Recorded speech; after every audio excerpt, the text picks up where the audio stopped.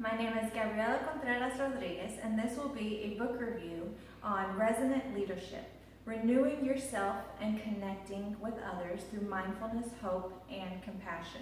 And this book is authored by both Richard Boyatzis and Annie McKee. So first we'll look at the authors. First we have Richard Boyatzis. He got his bachelor's in science in aeronautics and astronautics from MIT, and he received both his master's and PhD from Harvard University. Currently, he is a professor at Case Western Reserve University.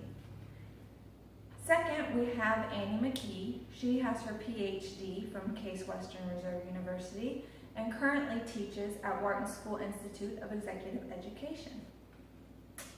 The purpose of this book is to synthesize key findings from a variety of fields, including management, medicine, psychology, and philosophy, along with combining their own professional experiences.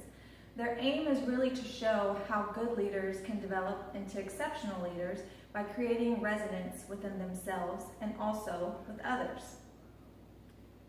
The target audience that the authors are really trying to reach are leaders, both new and old, because they really realize the challenges that those in management face.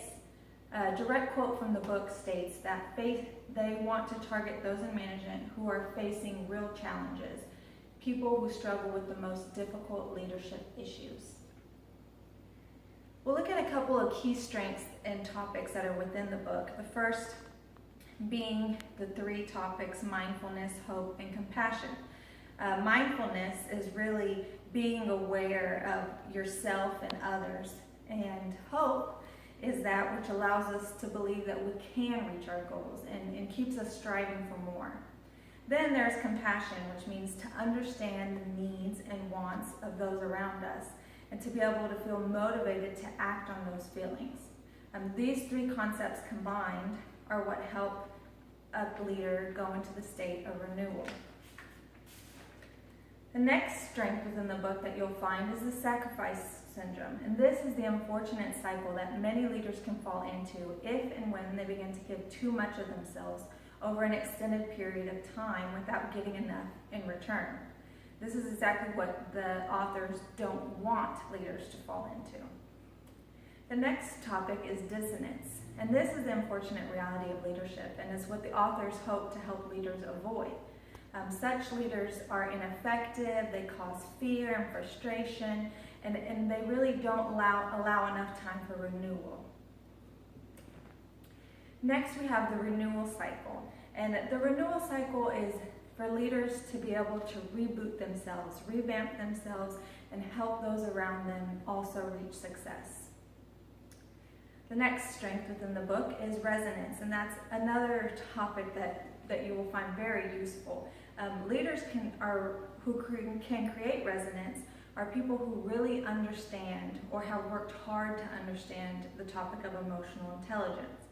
Resonance is the end goal that the authors aspire for leaders to obtain and sustain through reading the book.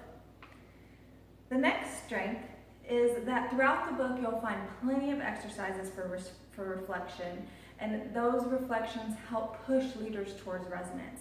You'll also find real-life examples embedded within the chapters that allow you to see how different leaders, real-world leaders, have fallen into such cycles or have been able to renew themselves. A couple of shortcomings from the book is that the book really takes an emotional undertone, speaking to the emotions of others, and a lot of leaders are more concrete and they don't relate as well to emotion.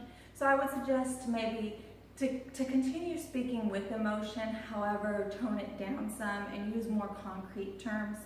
Another shortcoming may be that the book may not always pertain to every single type of system or organization. So it just applies to certain areas, but it may not apply to all. The objectives were achieved very well. The authors gave very appropriate solutions to help leaders counteract dissonance and the sacrifice cycle.